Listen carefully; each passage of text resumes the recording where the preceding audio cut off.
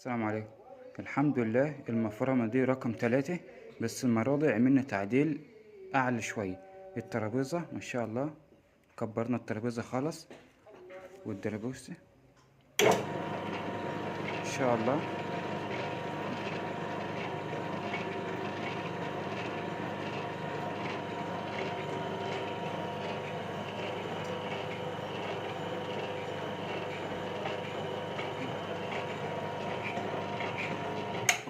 ما شاء الله المرة دي الموتور نفس الحوار تحت.